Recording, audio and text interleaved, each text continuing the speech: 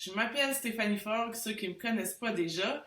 Je suis coach, consultante, cheerleader en marketing et en entrepreneuriat. Donc, j'accompagne des micro-entrepreneurs comme vous dans le développement, dans le fond, de leur marketing, dans le développement de stratégies qui sont efficaces, évidemment, et qui sont aussi... en fait, je travaille beaucoup avec le inbound marketing, c'est ma spécialité. Donc, l'idée étant d'attirer les gens à soi, de travailler à partir de ses valeurs, à partir d'un client idéal. Je vais vous en parler un petit peu plus durant le live aussi. Bonjour Frédéric qui vend des services, Geneviève Bilodeau qui vend des produits. Parfait. Si ça vous dit, vous pouvez aussi mettre le lien vers vos entreprises. C'est toujours le fun de faire des découvertes entre nous et pour les gens qui vont visionner le live également. Fait que gênez-vous pas, je vous invite à mettre votre lien en commentaire. Puis merci d'avoir partagé le live. Je vois que vous êtes plusieurs à l'avoir partagé déjà. Super. Donc, bienvenue. Aujourd'hui, je veux vous parler de 13 stratégies pour votre micro-entreprise. En fait, moi, ça fait 14 ans que je suis dans le marketing. À travers ça, il y a eu des épisodes de vie, des épreuves de vie. Il y a eu aussi une autre entreprise en design événementiel que j'ai eu pendant 4 ans. Et c'est pendant cette entreprise-là que j'ai constaté, dans le fond, un peu le besoin que j'avais moi-même, mais aussi à d'autres entrepreneurs avec qui je travaillais, des micro-entrepreneurs qui partent leur entreprise seuls, qui travaillent souvent à partir de la maison, à partir du sous-sol, comme je dis. Et dans le fond, ben, de se rendre compte que finalement, on se sent très très seul dans tout ça parce qu'on vient un peu comme overloadé, hein, n'est-ce pas? On porte plusieurs chapeaux, autant faire sa comptabilité, faire son marketing, développer ses produits. On a chacun notre expertise et souvent, vous êtes parti entrepreneur un peu par défaut, c'est-à-dire que vous aviez une passion, que vous avez envie de vivre de cette passion-là. Mais il faut apprendre à travers ça à devenir aussi un entrepreneur si on veut justement réussir à en vivre. Donc, première des choses, stratégie, action, tactique. C'est quoi un petit peu démêler tout ça? Dans le fond, c'est quoi les stratégies finalement versus les actions? Action et tactique marketing, c'est la même chose. Dans le fond, c'est vraiment des petites choses que vous allez faire. Donc, par exemple, je vais faire une publication sur mes réseaux sociaux. Je vais envoyer une infolette. Je vais faire une page de vente. Je vais connecter. Je vais faire un e-book que je vais envoyer gratuitement. Donc ça, c'est toutes des petites actions, dans le fond, que vous allez faire. C'est comme l'exécution, si on veut, on peut dire, de votre marketing. Versus les stratégies. Les stratégies, là, c'est vraiment votre plan de match. Hein?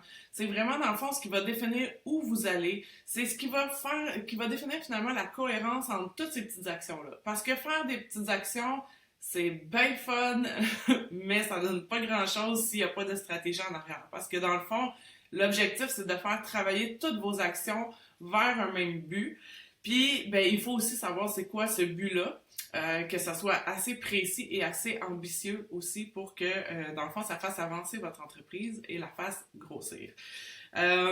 Donc, c'est comme un peu, dans le fond, les stratégies, si vous dessinez un plan de maison, ça va être beaucoup plus facile, si vous avez dessiné votre plan de maison, de savoir exactement combien de matériaux vous avez besoin, c'est quoi les ressources humaines que vous avez besoin pour bâtir la maison. Est-ce que y a des permis de la ville à aller chercher, etc. Donc, quand vous allez arriver concrètement pour bâtir la maison, vous allez perdre moins de temps, vous allez perdre moins d'argent. C'est exactement le même principe en marketing. Donc, je vous parle de plusieurs stratégies. La première, ceux qui me suivent, vous allez savoir que je vais parler, dans le fond, de positionnement et de client idéal. Donc, j'en ai parlé un petit peu dans une vidéo cette semaine dans ma communauté Oser entreprendre avec créativité. Sabrina peut mettre le lien aussi si vous n'êtes pas déjà dans la communauté. Dans cette communauté-là, en fait, c'est gratuit. Je donne plein de petits capsules, des petits trucs conseils. J'utilise beaucoup d'exemples du quotidien pour faire des parallèles avec votre marketing, pour vous aider, dans le fond, à comprendre un peu mieux les concepts de base. Parce que, comme je disais, souvent, vous êtes parti par défaut entrepreneur, puis là, vous devez apprendre ça en même temps. Donc, aussi bien que ça soit le fun de le faire. Donc, comme je disais, c'est ça, dans le fond, en fait, d'avoir une stratégie de positionnement, souvent on va parler d'une niche aussi, donc d'avoir une niche de clients qui est très précise. En fait, le but de ça, c'est vraiment d'éviter, dans le fond, de perdre votre temps, de perdre votre argent. Parce que souvent, si je m'adresse en ce moment à des micro-entrepreneurs, vous avez soit développé un produit que vous fabriquez vous-même, soit vous avez une expertise, dans le fond, que vous pouvez offrir. Et c'est sûr que vous pouvez pas offrir ça. C'est pas un produit de masse, ok? C'est pas comme, par exemple, je vais vendre du Coca-Cola. Encore là, on s'entend que ça s'adresse pas nécessairement à tout le monde. Mais vous, encore plus, vous avez besoin, dans le fond, d'aller chercher vraiment une niche de clients pour vous positionner dans l'œil de votre client idéal. Et la différence entre un client idéal et un client tout court, c'est assez simple, dans le fond, c'est que le client idéal, il va vous rejoindre beaucoup plus au niveau de vos valeurs. Vous allez aussi plus facilement, dans le fond, répondre à ses attentes et à ses besoins parce que vous allez vous spécialiser, si on peut dire, dans un créneau finalement. Et dans le fond, tout ça fait en sorte que, dans le fond, ça va être beaucoup plus facile d'attirer le client idéal que d'essayer d'attirer un client tout court. Ça va inévitablement, dans le fond, réduire vos efforts en marketing, réduire vos coûts en marketing, parce que je pense que c'est une chose que les micro-entrepreneurs ne réalisent pas, mais il y a de l'investissement, que ce soit en temps, en argent, dans votre marketing. C'est inévitable. Votre marketing, ça touche autant vos prix, vos produits, votre méthode de distribution, les promotions que vous allez faire, votre service expérience client, le réseautage que vous allez faire, votre branding. Donc, vous voyez, ça touche énormément de choses. Et le fait d'aller chercher vraiment un client idéal, vous, dans le fond, va vous coûter moins cher d'acquisition. Et aussi, en fait, ça va être beaucoup plus facile de fidéliser ce client-là.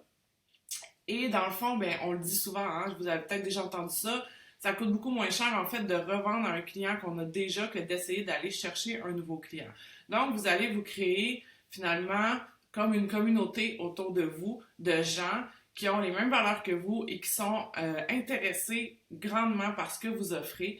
Ça fait des clients qui sont contents de payer pour vos produits et services et ça fait une relation aussi beaucoup plus durable dans le temps et beaucoup plus agréable également.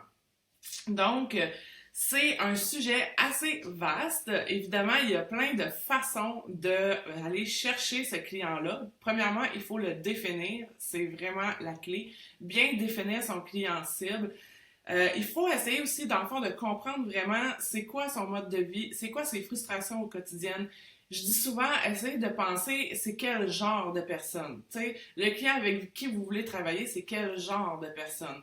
Parce que après ça, quand vous allez faire une publication Facebook, par exemple, l'image que vous allez utiliser, les mots que vous allez utiliser vont avoir une très grande influence à savoir si ça va fonctionner ou non. Quand vous allez mettre en place une stratégie d'expérience client en la faisant vraiment pour ces personnes-là, vous allez, en fait, c'est toutes vos stratégies. C'est la base de toutes vos stratégies. Donc, c'est pour ça que je mets tant l'emphase là-dessus et que j'en parle aussi souvent parce que c'est une des erreurs des micro-entrepreneurs. Je veux vendre à tout le monde et j'ai donc peur de perdre un client. Quand on vise un client idéal, on focus dans le fond nos efforts marketing vers ce client-là. Ça ne veut pas dire que les autres personnes ne viendront pas à vous, mais on focus vraiment là-dessus. La deuxième stratégie dont je veux vous parler, c'est votre image de marque, donc le branding. En fait, votre image de marque, c'est, oui, votre identité visuelle, donc votre logo, les couleurs que vous allez utiliser, la typographie que vous allez utiliser. C'est aussi, dans le fond, ce qui va permettre de véhiculer vos valeurs d'entreprise, de véhiculer votre mission d'entreprise et justement votre positionnement. C'est ce qui va permettre, dans le fond, de rentrer, de connecter, dans le fond, avec les clients, d'être aussi crédible dans l'œil de vos clients, dans l'œil de ceux que vous voulez aller chercher. Et c'est ce qui va vous... Dans le fond, l'important, c'est vraiment d'avoir une uniformité, que ça soit aussi professionnel, parce que ça va jouer justement sur votre crédibilité, puis est-ce que les gens vont avoir confiance ou non en votre produit. Vous pouvez avoir la meilleure publicité Facebook si les gens arrivent sur votre site, puis que votre branding est vraiment moche et qui les rejoint pas, ben vous allez en fait perdre tous les efforts que vous avez mis dans votre publicité Facebook. Donc, c'est vraiment important d'avoir une uniformité, puis en fait de vraiment établir votre branding, l'univers de votre marque tout ça, dans le fond, ça va vous aider aussi quand vous allez arriver pour choisir des photos, par exemple, pour Facebook. J'en parle souvent de Facebook parce que je sais que vous l'utilisez, mais que des fois, vous l'utilisez peut-être pas à son plein potentiel pour votre entreprise. Donc, d'aller chercher justement autant dans les visuels que vous allez créer pour vos pubs, pour vos publications. Ça va être aussi, ça peut aller jusque dans le visuel de vos factures. Donc, d'avoir cette uniformité-là. Un bon branding aussi, c'est réussi souvent quand les gens vont voir quelque chose passer sans votre logo et qu'ils vont reconnaître que c'est vous. Donc, ensuite de ça, au niveau des stratégies, évidemment, il y a tout ce qui est produit et prix. En marketing traditionnel, vous avez peut-être déjà entendu le 4P, donc prix, produit, place pour distribution et promotion. Particulièrement, le prix et le produit vont être une stratégie. Les deux ensemble vont vraiment comme être une stratégie. C'est-à-dire que il faut que votre produit soit bien pensé et encore là pour votre client idéal parce que c'est votre client qui va sortir l'argent pour payer. Donc, des fois, il faut faire attention à est-ce que mon produit, je l'ai fait par émotivité? Est-ce que c'est parce que moi je l'aime, parce que j'ai tellement mis de temps dans ce produit-là, je veux pas le laisser tomber, etc. Donc, il faut faire attention à ça. Il faut que vous développiez, dans le fond, votre côté objectif par rapport à vous-même, puis être capable de voir les choses en face. Si vous voulez que votre entreprise, vous puissiez vivre de votre passion de un et qu'elle soit rentable et viable à long terme. Donc, dans votre produit, ça peut être aussi, est-ce que mon produit il est bien pensé au niveau de ses fonctionnalités? Est-ce qu'il y a des fonctionnalités que je peux enlever qui vont me permettre de réduire mon coût-temps? Qui n'ont pas tant d'impact finalement en bout de ligne sur le client, mais qui vont me permettre, moi, d'avoir soit une meilleure marge ou d'être plus compétitif dans mes prix. Aussi, au niveau de l'emballage, oui, il y a le branding dans l'emballage, évidemment, mais il y a aussi une stratégie au niveau de l'emballage versus où vous allez distribuer. Est-ce que votre emballage est vraiment optimal au niveau aussi des frais de livraison, par exemple? Donc, il y a plein de choses comme ça à penser finalement et à avoir un plan de match par rapport à ça. Même chose pour vos prix. Est-ce que votre prix il est juste? Est-ce que vous êtes en train de payer vos clients pour qu'ils achètent chez vous? J'en vois souvent de ça. Est-ce que vous avez dans votre structure de prix des leviers financiers? Est-ce que vous avez mis votre marketing dans votre structure de prix? Donc, c'est toutes des choses hyper importantes. Puis, votre prix peut aussi en soi être une stratégie. Donc, il doit être cohérent avec la clientèle cible que vous visez. Si, par exemple, vous êtes dans une niche plus de luxe et que votre prix est trop bas, en fait, ça fait l'effet contraire. Donc, c'est vraiment des choses à prendre en considération super importantes. Ok, parfait. J'ai pas regardé s'il y avait des commentaires, mais je vais regarder s'il y a des questions à la fin. En fait, gardez vos questions sur un petit papier puis vous me les poserez à la fin. Ça va être plus simple, je pense. Donc, ensuite de ça, au niveau de la distribution. La distribution, c'est quoi? C'est, dans le fond, comment vous allez finalement acheminer votre produit à votre client. Est-ce que ça va être, vous allez avoir des points de vente? Est-ce que vous allez avoir pignon sur rue? Est-ce que vous allez vendre en ligne? Est-ce que vous allez faire des pop-up shops? Est-ce que vous allez avoir des représentants? Est-ce que c'est sous forme d'abonnement? Il y a des marchés, il y a des salons, allez vous vendre par catalogue. Il y a plein de façons, dans le fond, de pouvoir distribuer vos produits. Ça, c'est des exemples. Puis, ce qu'on veut, en fait, avec la distribution, c'est évidemment maximiser vos efforts marketing, couvrir le territoire que vous voulez couvrir, puis aussi aller chercher un volume de vente. Donc, il faut encore là que dans votre stratégie de distribution, vous ayez toujours en tête votre client cible, votre client idéal. Il est où? Il fait quoi de ses journées? Comment je fais pour le rejoindre de la façon la plus facile pour lui? Parce que souvent, on ne se rend pas compte non plus, par exemple, si sur votre site Internet, il y a plein de clics à faire avant d'arriver à l'achat, bien, vous risquez fort probablement de perdre des ventes juste comme ça. Super. Ensuite de ça, il y a tout ce que j'appelle l'aventure client. Donc, on parle ici beaucoup de inbound marketing. C'est vraiment une stratégie de inbound marketing. Si vous vous sentez pas que vous êtes comme vendeur, c'est vraiment une stratégie adaptée pour vous et c'est une super stratégie, surtout pour les micro-entrepreneurs, parce que souvent, vous n'avez pas les moyens marketing, évidemment, des grandes entreprises. Donc, vous devez un petit peu plus vous débrouiller par vous-même, puis en même temps, vous êtes comme la petite souris versus l'éléphant. Un éléphant, c'est gros, c'est visible, mais une petite souris, c'est beaucoup plus agile. Donc, ça vous permet justement d'utiliser vos forces pour attirer vos clients. Et l'idée encore là, encore aussi important finalement d'avoir un client idéal bien ciblé, c'est que dans le fond, vous allez mettre en place des actions finalement pour attirer les gens, les convertir en prospects, ensuite de ça conclure une vente avec eux et les mettre en place dans le fond une expérience finalement pour que ces gens-là deviennent des ambassadeurs de votre marque. Par ambassadeur, je veux dire des gens qui font du bouche à oreille sans que vous leur ayez demandé. Donc, il y a tellement d'avantages à faire d'une bande marketing puis à travailler de cette façon-là et d'avoir vraiment un chemin. Donc, c'est l'aventure client. Donc, du début jusqu'à la fin, c'est quoi par quelle étape votre client va passer pour finalement conclure à la vente, mais aussi après que de lui-même, il attire d'autres clients idéaux dans votre début de chemin, finalement. On pourrait dire ça comme ça. Donc, en fait, vous pouvez voir ça un peu comme si, même si vous n'avez pas une boutique pignon sur rue, mais le voir un peu comme si vous aviez un magasin. Vous avez une vitrine de magasin. Dans le fond, les gens vont passer devant. Qu'est-ce qui va faire que les gens vont se retourner d'abord sur la vitrine? Qu'est-ce qui va faire ensuite qu'ils vont avoir envie d'entrer dans le magasin? Qu'est-ce qu'ils vont faire une fois dans le magasin qu'ils vont acheter et quand ils vont ressortir, qu'est-ce qui va être assez puissant pour les motiver à faire du bouche à oreille pour vous et à faire en sorte qu'il y ait d'autres gens qui viennent voir votre vitrine, rentrer dans votre magasin et acheter. Ensuite de ça, je vais vous parler de... Ça s'adresse plus particulièrement à ceux qui ont des services, mais pas que. En fait, l'idée d'un entonnoir, dans le fond, je vais vous parler de la stratégie d'avoir un entonnoir, d'offres de services. Donc, l'idée derrière ça, c'est vraiment encore là de fidéliser votre clientèle, d'avoir aussi une gamme de prix. Parce que des fois, vous pouvez avoir visé un client idéal avec un produit ou un service qui peut s'adapter dans le fond aux différentes phases de la vie de votre client.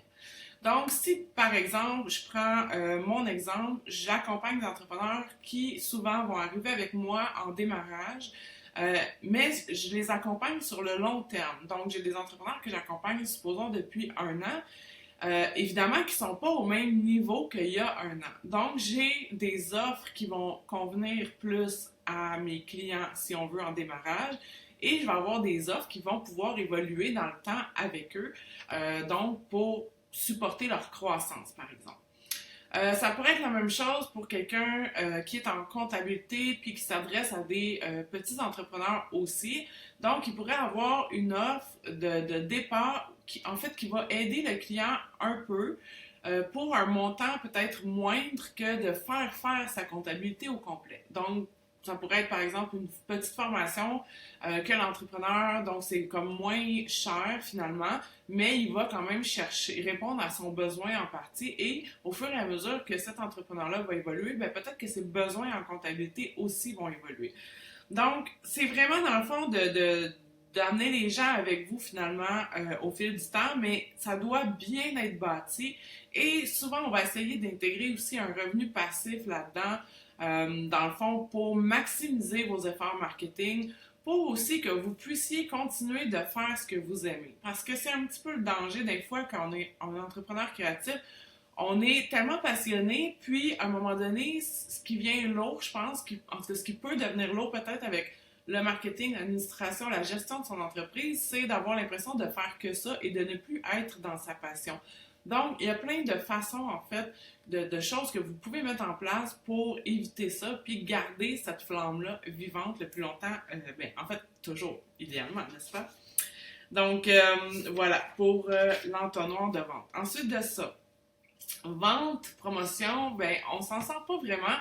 Je pense qu'il faut toujours avoir une partie de promotion, même si en inbound marketing, on va vraiment privilégier la relation que vous allez développer avec les gens, qui va se faire, par exemple, avec du contenu, en fait, beaucoup avec du contenu. Il y a toujours une portion, dans le fond, de promotion qui est intéressante à ajouter à vos stratégies. En fait, qui est une stratégie en soi, mais qui se greffe finalement avec d'autres stratégies. Et je pense que ce qui est important là-dedans, c'est d'essayer d'être le plus créatif possible. Parce que justement, vous avez souvent pas dans votre structure de prix assez de latitude pour pouvoir faire des grosses promotions sans que ça soit nuisible pour vous. Donc, il faut trouver d'autres façons finalement de faire des promotions sans faire nécessairement que des rabais. Évidemment que ça vous aide aussi d'être plus, en étant plus créatif dans votre façon de vendre ou dans vos promotions que vous allez faire. Ça vous aide aussi à vous démarquer. Quand vous réussissez un bon coup créatif, souvent ça va générer aussi beaucoup de bouche à oreille et de visibilité. Donc, c'est pas négligeable, n'est-ce pas? Et puis, comme toutes les autres stratégies, c'est important de cibler vraiment votre avatar. Si vous faites je sais pas, par exemple, vous faites une promotion qui est une initiative, dans le fond, sur les réseaux sociaux, mais que vous vous adressez à des personnes âgées dans les centres pour personnes âgées, ben vous risquez pas d'avoir tant d'impact. Donc, c'est vraiment important de penser à votre clientèle cible, mais de savoir où ce qu'elle se tient, qu'est-ce qu'elle fait de ces journées. Parce que vous, votre but, c'est d'aller le plus directement possible, dans le fond, rentrer en contact avec ces gens-là.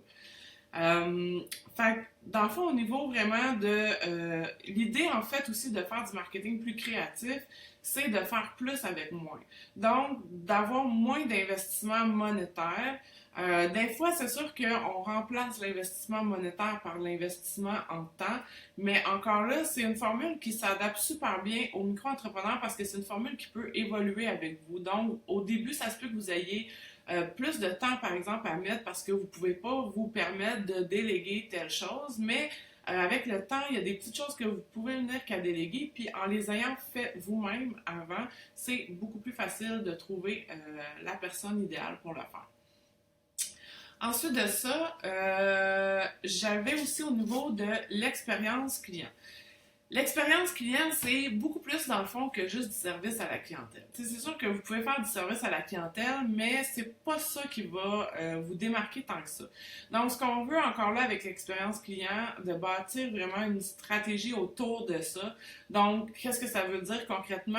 Ça peut être autant de votre signature de courriel jusqu'à la façon que les gens vont avoir accès à vous. Jusque la facture, quand ils vont recevoir leur facture. Ça peut être aussi des choses que vous allez ajouter dans l'envoi si vous envoyez des produits. Dans le fond, en fait, c'est comment vous allez éveiller les sens, si on peut dire, de vos clients. Qu'est-ce que vous allez générer comme émotion à chaque fois qu'ils vont être en contact avec votre marque. Donc, vous comprenez que ça va aussi avec le branding et d'autres stratégies. Et c'est aussi super puissant pour fidéliser votre clientèle, pour faire en sorte aussi que ces clients-là deviennent ambassadeurs de votre marque, comme je disais, donc de faire du bouche à oreille pour vous. Donc, en fait, vous mettez des efforts aussi pour que les gens deviennent un peu des porte-parole, tu sais, de votre marque, mais de façon très, très humaine et très, très sincère. Donc, ça fait toute la différence. Quelqu'un qui vous parle d'une marque, mais qu'on sent qu'il a été payé pour le faire, c'est vraiment pas pareil que votre belle-sœur qui vous parle des meilleurs produits ménagers qu'elle a achetés de sa vie, tu sais. On s'entend là-dessus.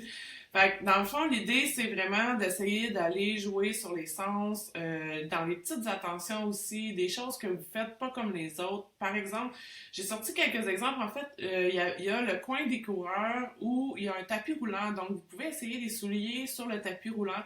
C'est une super bonne idée. Donc, là, c'est vraiment, dans le fond, l'expérience client. Tu sais, j'ai pu essayer mes souliers parce que ça fait vraiment la différence.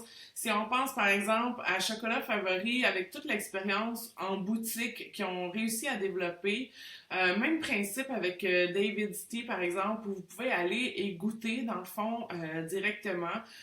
Et on s'entend que les emballages, etc., je pense que David City ont réussi à bâtir une véritable marque autour, dans le fond, d'un produit qui est relativement démocratisé déjà, là. Fait que c'est ça. Fait qu'au niveau de l'expérience client, c'est vraiment important. C'est dans tous les petits détails. Ça vaut la peine de prendre le temps de s'arrêter pour déterminer où on veut amener les gens, qu'est-ce qu'on veut faire sentir aux gens, comment on veut qu'ils se sentent intérieurement quand ils sont au contact de notre marque. Ça a l'air froid dit comme ça, mais c'est au contact de vous, au contact de vos employés, au contact de vos réseaux sociaux, au contact de votre papeterie corporative, des vidéos que vous allez faire, etc., etc. Donc, il y a beaucoup de petits détails à prendre en considération, mais qui valent excessivement la peine de mettre en place. Ensuite de ça, évidemment, médias sociaux, on s'en sort pas maintenant. Médias sociaux, pour moi, c'est autant réseaux sociaux, blog, infolettre.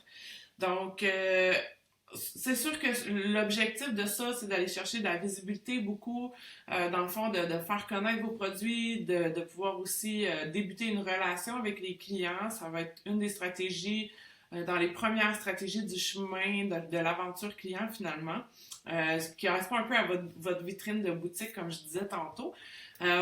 Mais ce qui arrive souvent, c'est que les gens vont publier pour publier. Donc, par exemple, on va prendre des conseils un peu à gauche, à droite et il faut que je publie 3 fois par jour, je vais publier 3 fois par jour. Puis je pense que les gens font leur gros possible, mais souvent, c'est qu'il n'y a pas de stratégie en arrière. Et c'est ça la différence, c'est que vous faites plein d'actions, mais ces actions-là sont pas cohérentes entre elles pour amener véritablement vers un but et véritablement atteindre des objectifs.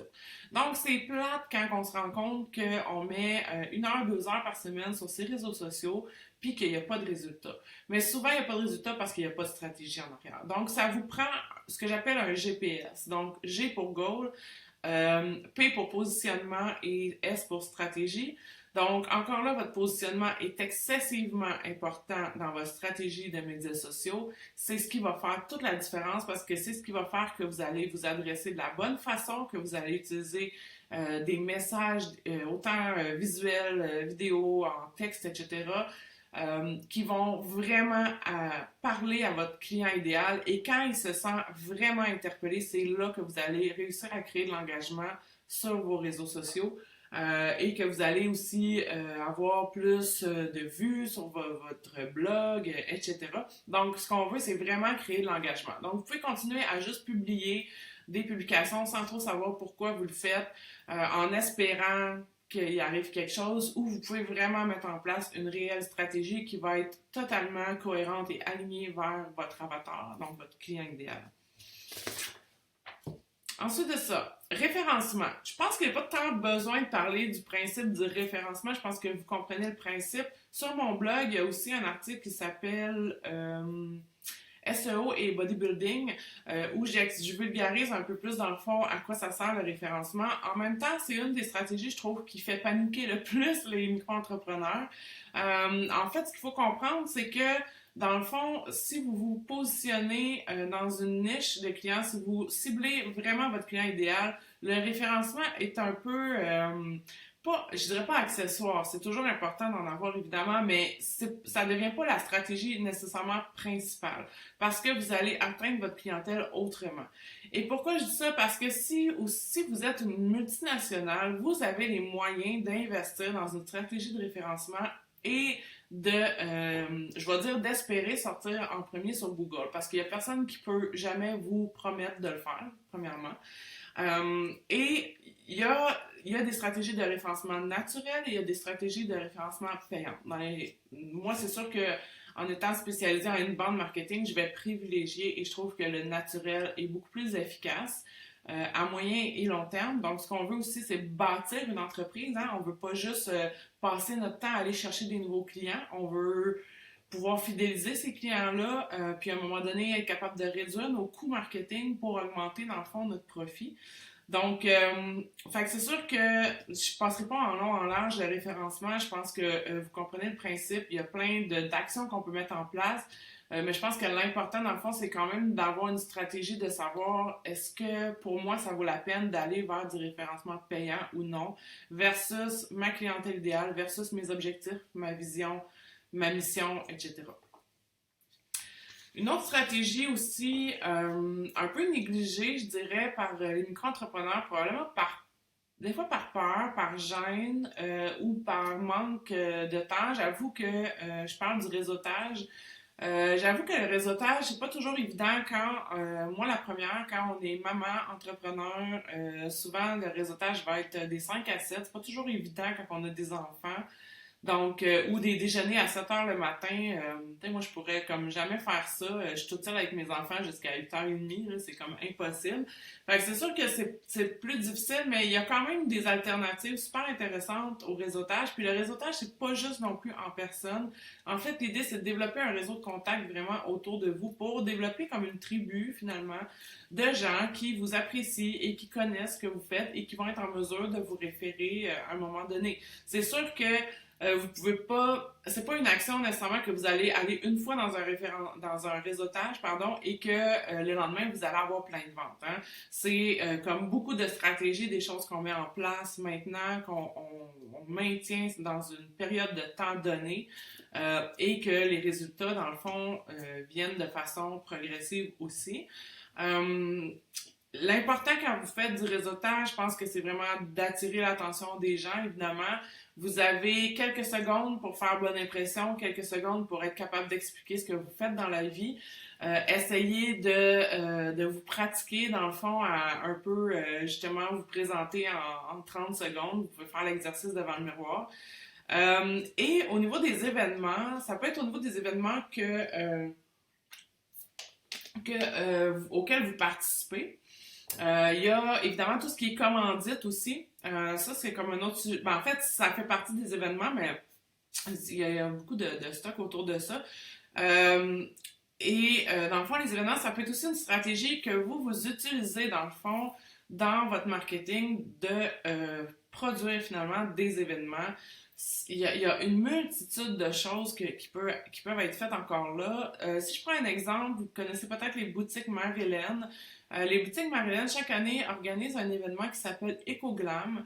En fait, les clients achètent des billets pour venir, dans le fond, à cet événement-là et ils font salle comble à chaque fois. Je pense qu'ils font comme l'événement dans 4 ou 5 boutiques à chaque année.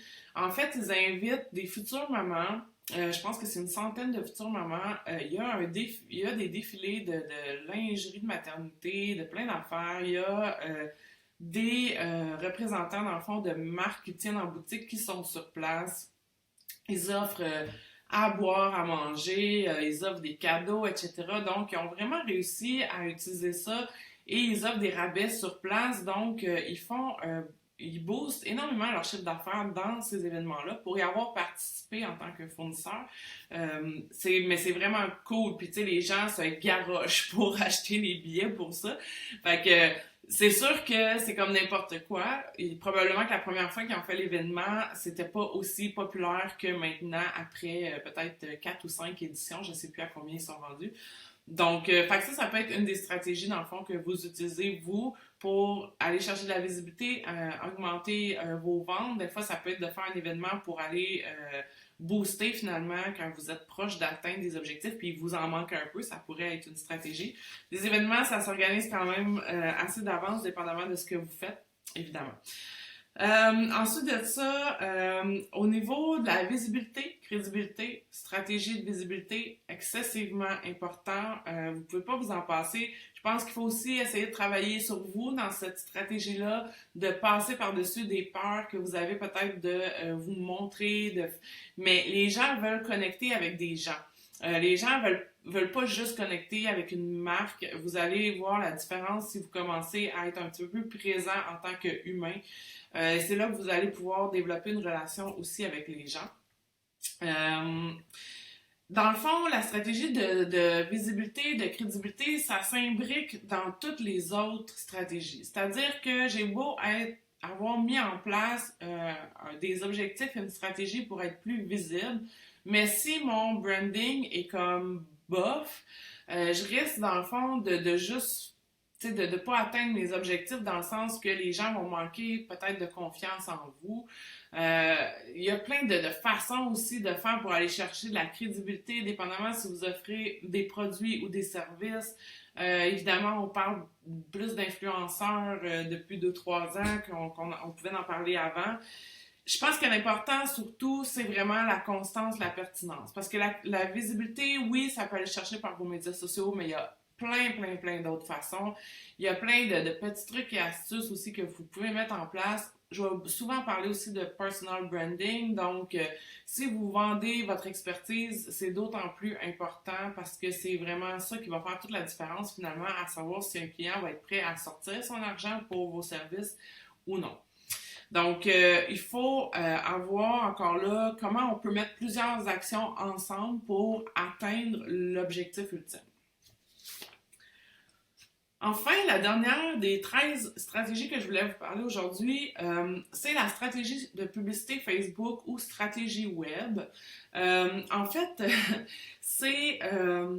oups, excusez, je vais juste arranger ça. OK.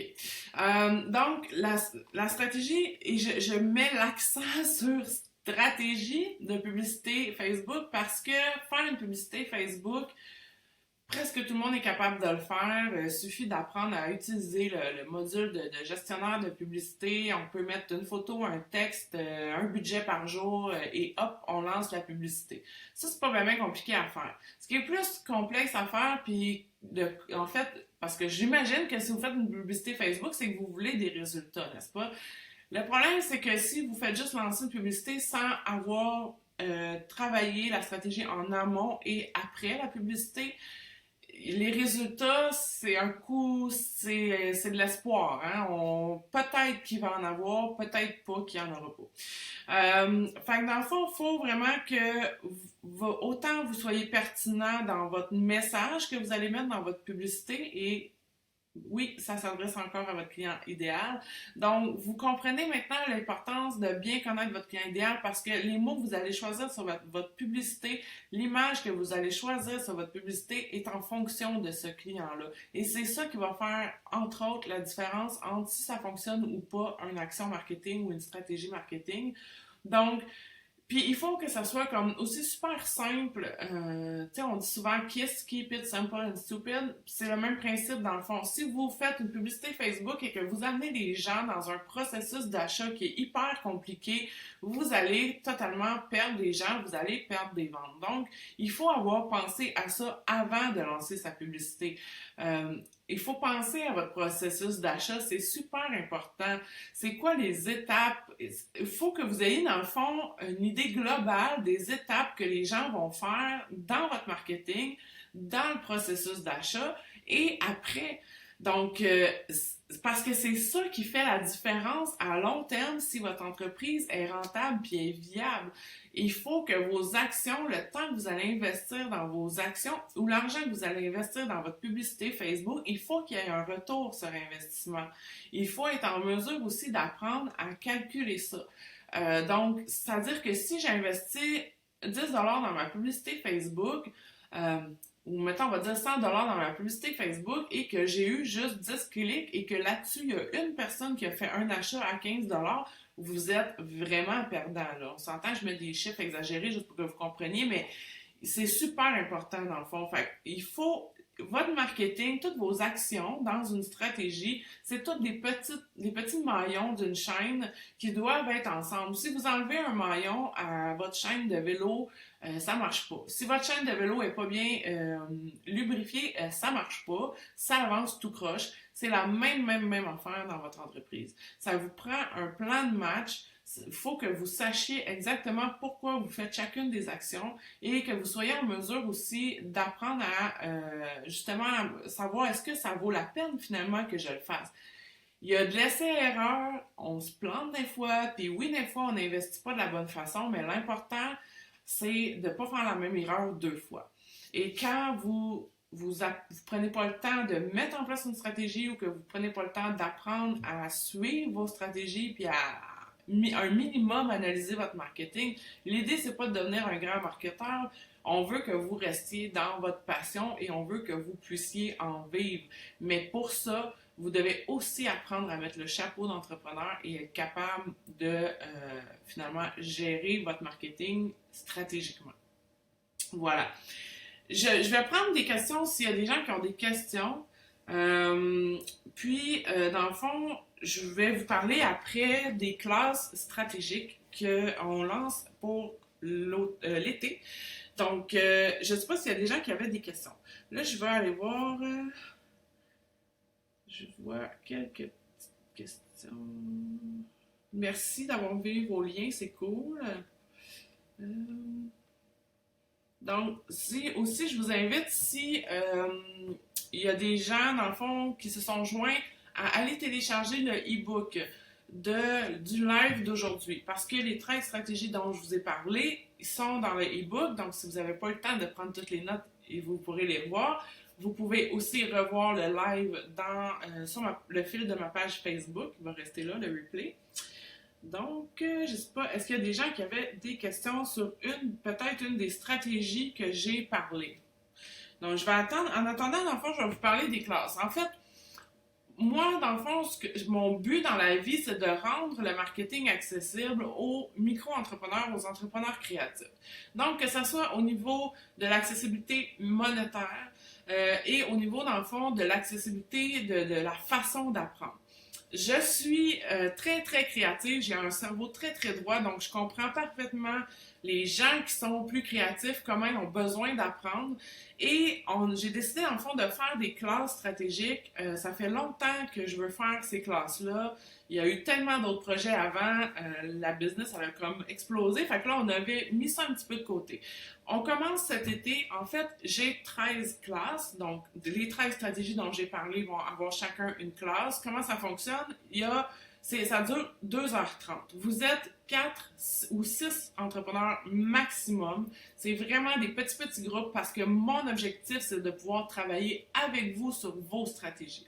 Donc, l'idée des classes aussi, c'est en fait de pouvoir vous offrir l'opportunité de travailler avec moi sur vos stratégies marketing sans nécessairement avoir du coaching privé. Donc, c'est un petit peu moins cher. Évidemment, ça vous revient beaucoup moins cher en fait que du coaching privé là, si on regarde à l'heure. Donc, la classe dure 2h30, 2h30 à 2h45. Vous allez être 4, pour l'été en tout cas, vous allez être 4 entrepreneurs par classe. Et il y a une période de formation, donc où je vais vraiment vous enseigner c'est quoi la stratégie, comment on fait pour la mettre en place, comment on fait pour la réfléchir, comment on fait pour l'analyser. Et ensuite de ça, on va avoir environ 1h30 ensemble pour débuter à travailler sur ces stratégies-là. Donc, je vais pouvoir répondre à toutes vos questions. Je vais pouvoir vous enligner vers à savoir, dans le fond, que vos stratégies sont cohérentes avec votre client idéal, avec votre vision, votre mission, vos objectifs. Aussi au niveau d'investissements que vous êtes en mesure de faire dans votre entreprise en général. Donc, fait que c'est ça. Fait que les classes 2h30, donc c'est des dates fixes parce que c'est vraiment du travail en direct. Donc, il n'y a pas de reprise de ces classes-là. Je sais qu'il y a déjà... en fait, moi, j'ai offert les classes stratégiques aux membres de mon groupe du cerveau, donc des entrepreneurs que je coach au quotidien. Et je sais qu'il y a déjà des classes qui sont complètes. J'ai rajouté 2 classes, mais humainement parlant, à un moment donné, je ne peux pas rajouter des classes. Donc, je sais que Sabrina va vous mettre le lien pour aller voir, dans le fond, les classes. Vous allez voir le descriptif de chaque classe. Vous allez voir aussi les tarifs. Et vous allez voir l'horaire. Donc, vous allez voir il y a les dates et l'heure. Il y a des classes d'avant-midi. Il y en a, c'est l'après-midi. Ça dépend des semaines. Et donc, comme je vous dis, je sais qu'il y a déjà des classes de complètes, mais vous pouvez aller voir. Là, de toute façon, c'est écrit quand c'est complet. Puis souvent, vous allez voir, il y a une autre date de disponible pour la même stratégie, la même classe. Donc, je sais que Nicolas voulait savoir un petit peu la différence entre, j'ai vu la question, la différence entre les classes et le programme. OK. Dans le fond, mon programme Rebâtir son entreprise avec créativité, c'est un programme d'auto-formation. C'est un programme qui est un cursus linéaire. C'est-à-dire que on part de la base et on passe toutes les stratégies une après les autres. C'est vraiment au niveau du inbound marketing, donc on commence avec toutes vos fondations. Après ça, tout au niveau de votre contenu, comment faire, ça va être quoi votre stratégie pour votre blog, votre infolette, etc. L'expérience client. En tout cas, il y a beaucoup, dans le fond, des stratégies que j'ai parlé au niveau des classes qui se retrouvent dans le programme. L'avantage de faire le programme, en fait, le programme, c'est pour ceux qui veulent vraiment se faire un plan marketing là, structuré de A à Z et savoir exactement où ils s'en vont pour la prochaine année, les 2 prochaines années. Puis en fait, tout le temps, dans le fond, c'est juste qu'après ça, vous allez peaufiner votre plan marketing. Donc, et ça se fait par vous-même, à votre rythme. Les classes, c'était dans le fond pour plusieurs raisons que j'ai fait les classes. Premièrement, les classes au début, ben pas au début, mais entre autres, c'est pour ceux qui font le programme, mais pour qui il y a des modules qui auraient besoin d'aller plus loin, qui auraient besoin de pouvoir les travailler avec moi. Donc ça, c'est une chose. Fait qu'il y a des gens qui font le programme qui vont dire peut-être, je sais pas moi, j'ai vraiment de la misère avec mon client idéal, fait que je vais faire la classe avec Stéphanie. Ensuite de ça, c'était aussi parce que moi j'ai beaucoup dans ma clientèle des gens qui ont fait d'autres programmes marketing ailleurs et qui ont peut-être besoin d'aller, dans le fond, justement, travailler de façon plus créative, plus en lien avec le inbound marketing, d'attirer des gens à soi, donc de ne pas se sentir comme un vendeur de char et d'aller un petit peu au-delà de ce qui est enseigné des fois qui est un petit peu pareil partout, là, tu sais. Fait qu'essayer de se démarquer un peu plus. Donc, fait qu'à ce moment-là, ce qui est intéressant avec les classes, c'est que vous pouvez choisir les stratégies sur lesquelles vous voulez apprendre et travailler. Donc, vous n'êtes pas obligé de faire à ce moment-là plusieurs modules. C'est une classe, ça dure 2 heures et demie. Vous repartez avec cahier les notes de cours, le matériel de cours, etc. Fait que c'est ça. Fait que dans le fond, ça. Ou ceux qui savent pas trop encore s'ils veulent comme vraiment se lancer à fond dans leur marketing, mais qui ont besoin d'aide pour développer certains aspects, dans le fond, parce qu'il faut le faire, parce qu'à un moment donné, vous vous rendez compte que ça fait 1 an, 2 ans que vous pataugez dans vos affaires puis ça décolle pas comme vous voulez. Souvent, c'est vraiment une question de stratégie. Si vous avez besoin d'aide pour savoir si ça n'a pas répondu pendant le live puis que vous voulez savoir quelle stratégie, quelle classe qui serait le mieux pour moi, ben n'hésitez pas à m'écrire en privé puis je vais essayer de voir avec vous.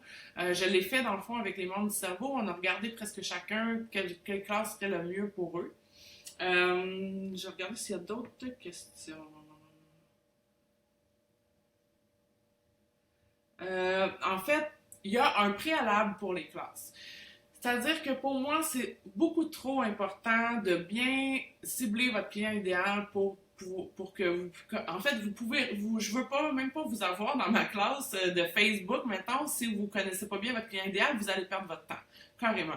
Donc, vous allez perdre votre temps, vous allez perdre votre argent parce que vous ne serez pas en mesure de faire une stratégie qui est cohérente. Donc, il y a un préalable pour les classes. C'est soit que si vous êtes dans mon programme ou que vous êtes un membre du cerveau, parce que les membres du cerveau ont accès aux 2 premiers modules gratuits de mon programme, faut que vous ayez fait, dans le fond, vos 2 modules du programme.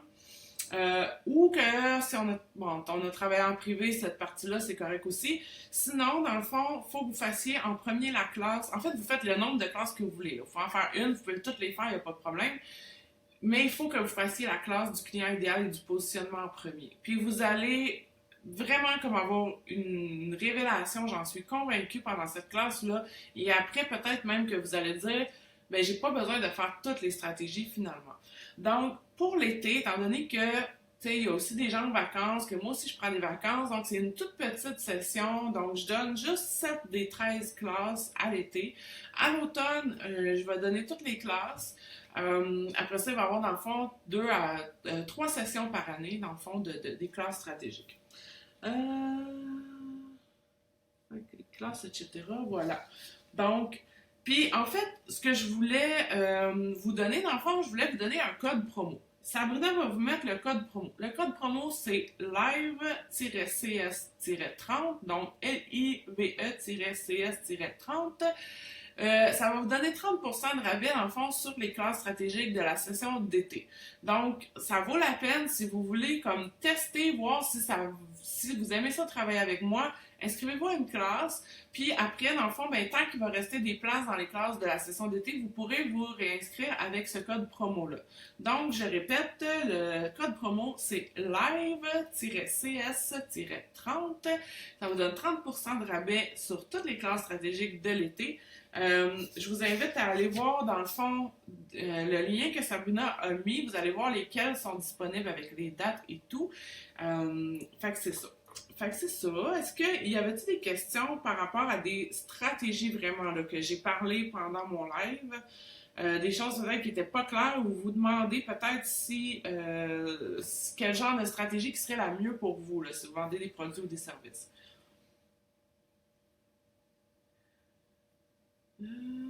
Je vois les petits commentaires. Ouais, le code promo live CS30, c'est ça. 30% de rabais, voilà. Fait que je vois pas qu'il y a des questions. Fait que je vais. De toute façon, je savais que ça serait un live un peu plus long. J'avais beaucoup de choses à vous parler aujourd'hui. Mais on peut poursuivre la discussion. On peut poursuivre la discussion sur mon site web. Je vais aller me connecter. Donc, si vous avez des questions, euh, des besoins de précision pour vous, pour vos stratégies, savoir c'est quoi qui est le mieux, ou vous n'avez pas compris quelque chose, ou vous avez des questions sur les classes ou whatever, je vais aller me connecter. Donc, sur mon site, en bas à droite, vous allez voir ma petite face. Vous pouvez juste cliquer si vous voulez me parler. Je vais être là. On va pouvoir chatter ensemble. Ça va me faire plaisir. Je vais être là à peu près jusqu'à maximum 1 heure. Après, je vais devoir aller travailler. Puis, c'est ça. Ça va me faire plaisir de vous parler là. Ou si vous avez des questions aussi, vous pouvez les mettre dans les commentaires tout simplement. J'attends un petit 30 secondes parce que je sais qu'il y a un délai des fois dans les commentaires si jamais il y a quelqu'un qui avait une question.